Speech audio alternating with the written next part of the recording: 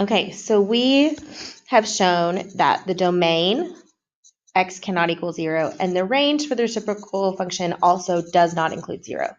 Now, I do want to show you what happens over here when x is negative. So when x is negative 1, y is going to be 1 over negative 1, or also negative 1. When x is negative 2, y is negative 1/2. So over here, and then when x is negative 1/2, y is negative 2. So over here, the function looks like a reflection of the green function up at the top. So this is what the reciprocal function actually looks like. I'll make that a little thicker so you guys can see it. So over to as you get closer to the y-axis, the function gets really close. And as you get closer to the x-axis, the function gets really close, but it never actually touches it. And these blue lines are called asymptotes. It's a line that the graph approaches, but it never actually crosses or touches.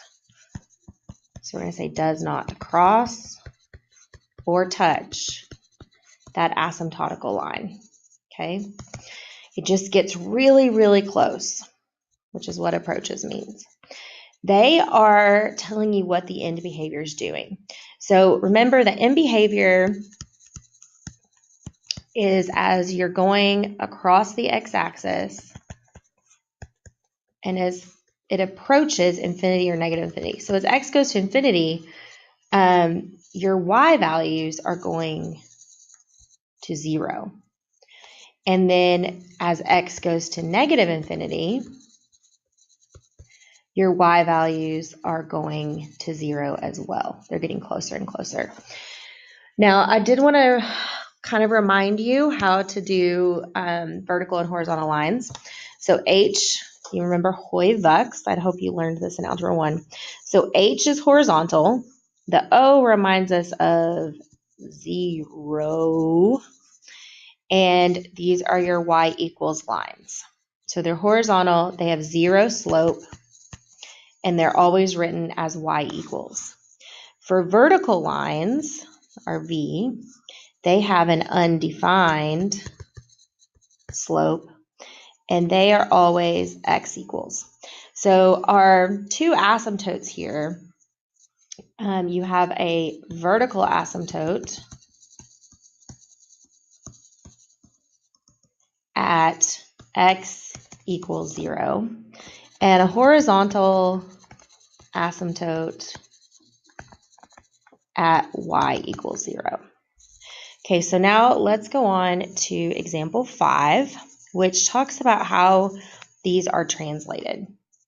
So remember, translations are pretty consistent across the board. So we have our d of x equals 1 over x minus 3 plus 2. Well, they're not written there, but we can assume that these are parentheses. So if you'll remember, inside the parentheses, we have a translation that is in the opposite direction of what you think, right? So instead of our asymptote being at 0, it's going to be at 3. So here is our vertical asymptote. It moved to the right 3. Then our vertical asymptote, instead of being at 0, it's going to go up 2. So this is our vertical asymptote. There it is. And then the graph itself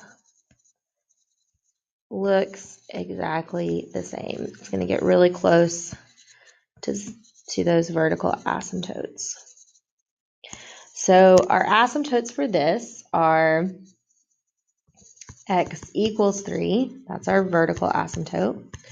Our horizontal asymptote is at y equals 2. And then our domain is x not equal to 3. And our range is x not equal to 2. And again, when we talk about domain, our denominator cannot equal 0.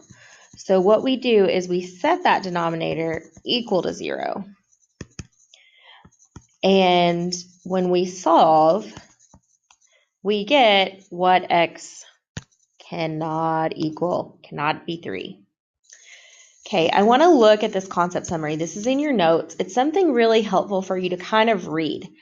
So here's some vocabulary. You've got inverse variation. It's a relationship between two variables.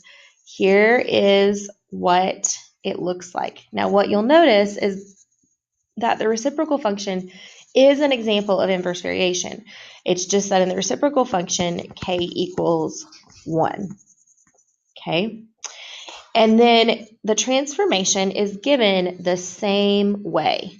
So just like we've done this in the past, your h down there moves your vertical asymptote, and your k moves your horizontal asymptote. So like when we're talking about quadratics and cubics and all that, these moved our center point or our vertices, but our vertex of our parabola. But in a reciprocal function, it's moving those asymptotes. All right, you guys survived 4-1.